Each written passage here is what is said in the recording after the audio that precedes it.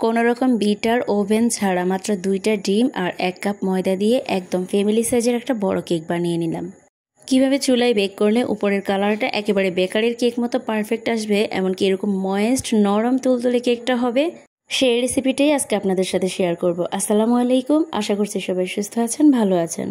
বাসায় বানানো যে কোনো খাবারই অনেক বেশি স্বাস্থ্যসম্মত হয়, তাই বেকারির কেক থেকেও কিভাবে পারফেক্ট কেক স্বাস্থ্যসম্মতভাবে বাসায় বানিয়ে নেবেন আজকে সেই রেসিপিটাই আপনাদেরকে দেখানোর চেষ্টা করছি। আশা করছি না টেনে পুরো ভিডিওটা দেখতে থাকবেন। চলুন তাহলে রেসিপিটা শুরু করি। 1/3 কাপ পরিমাণে ঘন দুধ নিয়ে নিয়েছি, আর এর মধ্যে দিয়ে দিচ্ছি 1 টেবিল চামচ পরিমাণ লেবুর রস। এখন লেবুর রসটা ভালো করে দুধের সাথে মিশিয়ে নিচ্ছি। এই দুধটা ব্যবহার করলে কেকটা অনেক বেশি নরম তুলতুলে হয়। একটা ব্লেন্ডারের জার নিয়ে নিয়েছি, এর মধ্যে 2টা ডিম, 1/2 কাপ চিনি আর 1/2 কাপ ব্যবহার করব তেল। আরও দিয়ে দিচ্ছি সেই বাটার মিল্ক, যে বাটার মিল্কটা প্রথমে বানিয়ে রেখেছিলাম। 1/2 চামচ দিচ্ছি ভ্যানিলা এসেন্স। 1 চামচ লেমন জেস্ট দিয়ে দিচ্ছি, অর্থাৎ লেবুর উপরে যে সবুজ অংশটা সেটাই গ্রেট করে দিয়েছি। এখন এগুলো ভালো করে ব্লেন্ড করে নিচ্ছি। আমি প্রায় 3 মিনিটের মতো ব্লেন্ড করে নিয়েছি। 30 সেকেন্ড পর পর থেমে থেমে ব্লেন্ড করতে হবে। এরপর একটা শুকনো বাটিতে সেই ব্যাটারটা ঢেলে নিচ্ছি। বাটিটা একেবারে শুকনো থাকতে হবে, যেন কোনো পানি না থাকে। একটা ছাঁকনি নিয়ে নিয়েছি, এর মধ্যে দিচ্ছি 1 কাপ ময়দা, 1 চামচ দিচ্ছি কর্নফ্লাওয়ার, 1/2 চামচ দিচ্ছি বেকিং সোডা, দিয়ে দিচ্ছি স্বাদমতো লবণ আর 1 চামচ পরিমাণে বেকিং পাউডার। এখন এই শুকনো উপকরণগুলো ভালো করে চেলে নিব, যাতে এর মধ্যে কোনো ময়লা কিংবা দলা পেকে থাকলে ফেলে দেওয়া যায়। শুকনো উপকরণগুলো কিন্তু অবশ্যই চেলে নিতে চেষ্টা করবেন, এতে করে আর দলা পেকে থাকবে না। আমি একেবারেই চেলে নিয়েছি। এরপর একটা হ্যান্ড হুইস্কের সাহায্যে বেটারের সাথে শুকনো উপকরণগুলো ভালো করে মিশিয়ে নিব। এই কাজটা কিন্তু হালকা হাতে করে নিতে হবে, একটু সময় নিয়ে এই কাজটা করতে হবে, তাহলে ব্যাটারটা খুবই সুন্দর হবে। আর একদিক থেকে সবসময় ব্যাটারের সাথে শুকনো উপকরণগুলো মিশিয়ে নেবেন। সব দিক থেকে মেশাতে গেলে ব্যাটারটা নষ্ট হয়ে যাবে, এতে করে কেকটা আর ভালো করে ফুলবে না। এই কাজটা অবশ্যই একটু সময় নিয়ে করবেন।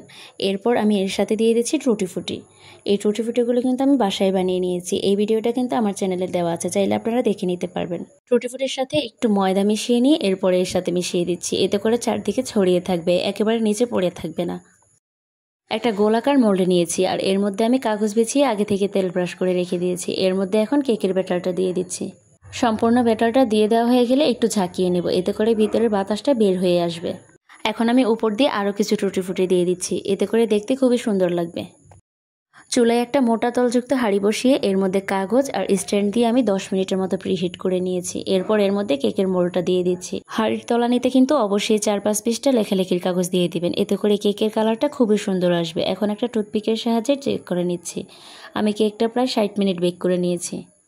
এরপর কেকটা ঠান্ডা হয়ে গেলে মোল্ড আউট করে দেখাচ্ছি। মাশাআল্লাহ, আমি কেকটা চুলা থেকে যেমন নামিয়েছিলাম ঠিক তেমনই রয়েছে, কোনো রকম চুপসে যায়নি। যখন আপনারা কেক বেক করবেন তখন বারবার ঢাকনা উল্টে দেখতে যাবেন না, এতে করে বারবার চেক করলে কি হয় কি কেকটা চুপসে যায়। তাই নির্দিষ্ট একটা সময় পর কেকটা চেক করে দেখবেন।